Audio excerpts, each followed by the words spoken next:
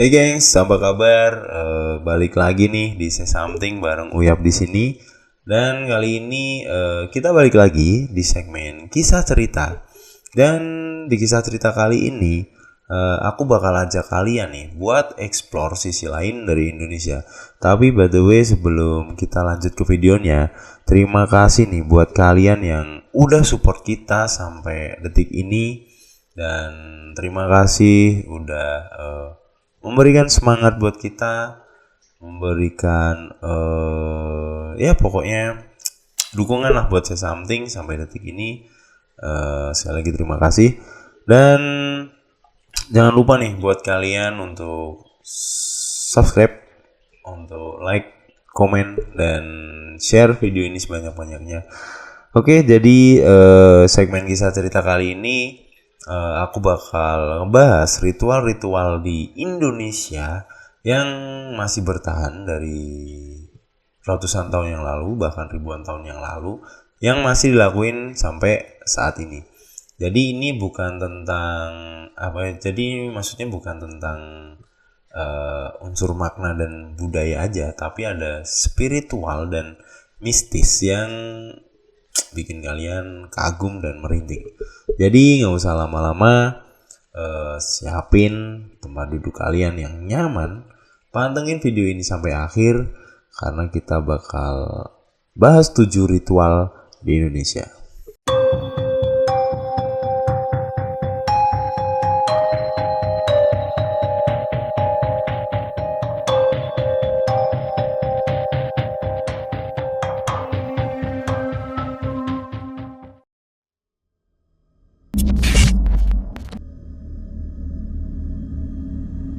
Yang pertama ada ritual tiwah dari Kalimantan. Jadi ritual tiwah ini adalah salah satu ritual yang paling keren dan penuh makna, tapi jarang banget nih dibahas. Tiwah adalah upacara adat dari suku Dayak yang ada di Kalimantan.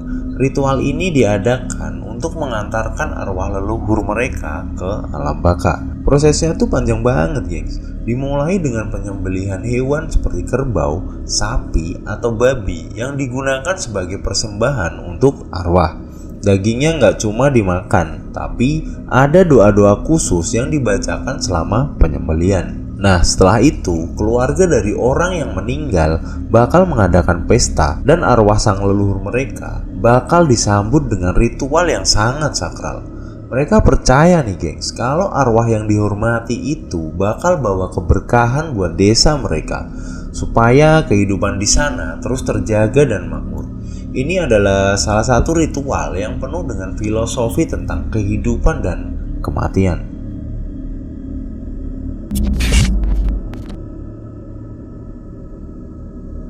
Nah, di Jawa Barat, tepatnya di Ciamis, ada ritual nyangku yang dilakukan oleh masyarakat Sunda.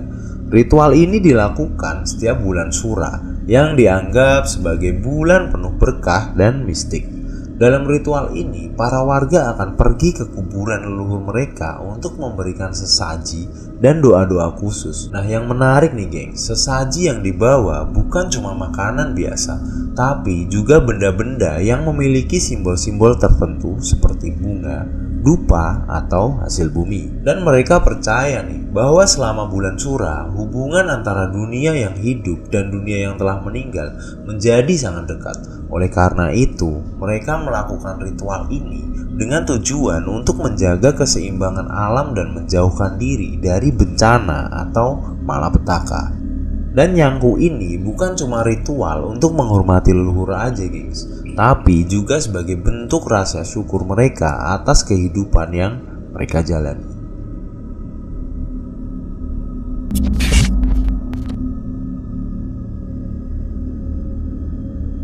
Next, kita pindah ke Banyuwangi, Jawa Timur, di mana ada tradisi yang cukup jarang banget dibahas, yaitu kebo-keboan. Nah, kebo-keboan ini adalah ritual untuk meminta hujan atas kesuburan tanah. Dalam ritual ini, gengs, warga desa bakal berdandan seperti kerbau, lengkap nih dengan tanduk besar dan badan yang dibalut sama lumpur. Mereka berjalan mengelilingi sawah dan ladang, berusaha mengusir roh jahat yang bisa menghalangi kesuburan tanah. Setelah berdandan seperti kerbau, mereka juga akan membajak sawah bersama, menandakan kerjasama antara manusia dengan alam. Tapi yang menarik nih gengs, para peserta nggak ada yang ngerasa malu atau aneh, karena mereka percaya nih bahwa kerbau ini adalah simbol kekuatan untuk ketahanan hidup. Dan ritual ini gengs dilengkapi dengan musik tradisional, tarian, dan doa-doa yang dipimpin oleh para tetua adat. Semua ini dilakukan untuk menjaga keseimbangan alam agar panen mereka melimpah.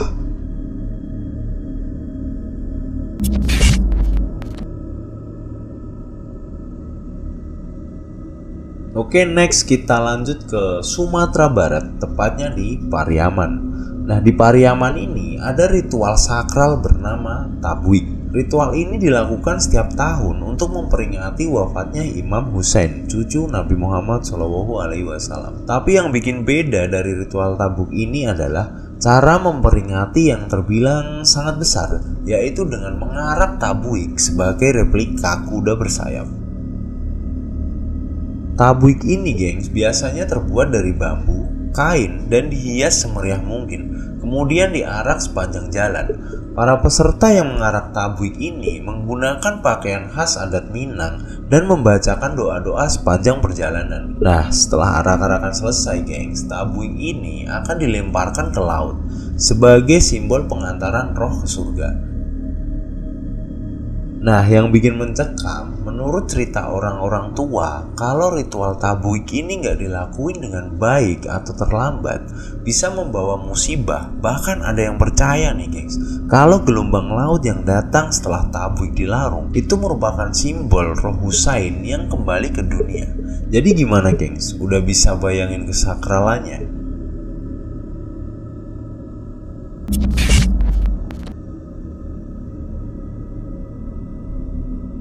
Next yang kelima ada ritual Kasada dari suku Tengger, Jawa Timur. Jadi gengs, ritual Kasada ini adalah ritual yang sangat terkenal di sekitar Gunung Bromo, Jawa Timur. Ritual ini adalah persembahan dari suku Tengger untuk Dewi Roro Anteng dan Joko Seger. Mereka adalah dua tokoh legendaris dalam cerita rakyat mereka. Nah, setiap tahun, tepatnya pada bulan Kasada, menurut kalender Tengger, mereka datang nih ke kawah Gunung Bromo untuk melemparkan hasil bumi, hewan ternak, bahkan uang ke kawah yang ada di sana. Jadi ritual ini dilakukan dengan tujuan untuk meminta keberkahan, kesuburan, dan hasil pertanian yang melimpah. Biasanya nih geng, hewan ternak kayak sapi, kambing, atau ayam akan dibawa ke kawah, terus dilempari nih dengan penuh doa dan harapan. Prosesinya panjang dan penuh dengan upacara. Bahkan ada beberapa warga nih gengs yang rela berjalan jauh, menyeberangi pasir berapi demi melakukan ritual ini. Nah, kebetulan nih ada salah satu temenku yang pernah nonton langsung proses pelemparannya, dan katanya suasananya tuh super mistis. Gimana enggak gengs? Kalian bayangin aja nih, di tengah kabut tebal, kawah aktif, dan suasana yang tenang banget, tiba-tiba ada suara gong dan doa yang bergaung dari para peserta. Rasanya bener-bener kayak ada kekuatan alam yang ikut meresapi proses ini.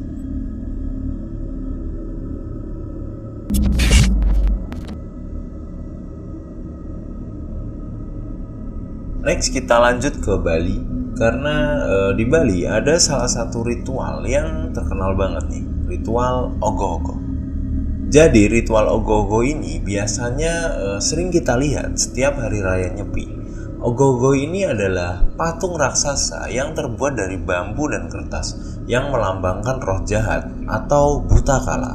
Biasanya nih gengs, ogoh-ogoh ini dibuat dengan sangat detail, mulai dari wajah menyeramkan sampai tubuh yang penuh dengan simbol. Tiap desa di Bali pasti punya ogoh-ogohnya masing-masing, dan ada yang bentuknya bener-bener bikin kita merinding. Jadi setelah ogoh-ogoh ini jadi gengs, mereka akan diarak keliling desa dengan diiringi musik gamelan. Para warga juga akan melakukan upacara kecil sebelum akhirnya ogoh-ogoh ini dibakar. Proses pembakaran ini adalah simbol untuk membersihkan desa dari roh-roh jahat. Katanya gengs, api yang membakar ogoh-ogoh itu akan membawa semua energi negatif dan kekuatan jahat pergi dari kehidupan mereka.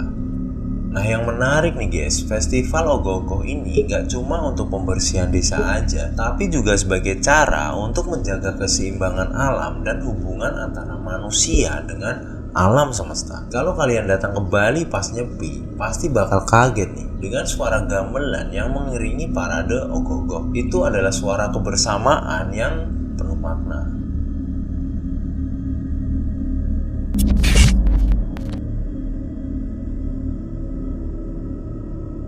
Next, ritual terakhir yang bakal kita bahas adalah ritual petik laut dari Bali dan Madura. Jadi, ritual petik laut ini diadakan buat menghormatin Dewi Laut, sang penguasa samudra. Nah, di ritual ini, gengs, para nelayan dan warga desa bakal berdoa dan memberi sesaji kepada laut sebagai bentuk terima kasih atas hasil tangkapan yang mereka dapat. Sesajinya bisa berupa hasil bumi, tumpeng, bunga, bahkan ayam atau ikan. Dan semua sesaji ini gengs kemudian diarak menuju pantai, di mana para pemimpin adat akan memimpin doa bersama. Nah setelah itu sesaji akan dibuang ke laut sebagai bentuk penghormatan dan permohonan keselamatan. Nah ritual petik laut ini juga punya makna simbolis untuk menjaga hubungan harmonis antara manusia dan alam. Nah yang bikin terkesan ritual ini bukan cuma tentang meminta berkah, tapi juga tentang menjaga kelestarian laut. Masyarakat percaya nih gengs, kalau mereka nggak memperlakukan laut dengan baik, akan ada malapetaka yang menimpa mereka. So, petik laut ini juga jadi cara untuk menjaga kesuburan laut sekaligus merawat alam sekitar. Nah, gimana nih gengs? Ternyata banyak banget kan ritual-ritual sakral dan mistis yang ada di Indonesia. Setiap ritual punya banyak cerita dan makna yang mendalam. Dari tiwah di Kalimantan, nyangku di Ciamis, sampai petik laut di Bali. Semuanya itu kayak akan sejarah dan budaya. Nah, aku harap nih setelah kalian menonton video ini, kalian bisa lebih menghargai keberagaman dan keunikan budaya kita. Ritual-ritual ini bukan cuma tentang kepercayaan, tapi juga tentang menghormati leluhur, alam, dan diri sendiri. Kalau kalian punya pengalaman atau cerita tentang ritual-ritual yang aku bahas, jangan ragu nih gengs buat share di kolom komentar. Dan jangan lupa nih gengs, terus dukung Say Something biar kita bisa ngebahas lebih banyak lagi tentang budaya, misteri, dan keunikan lainnya di Indonesia. Segitu dulu video kali ini, sampai jumpa di video selanjutnya. See you the next one and peace out.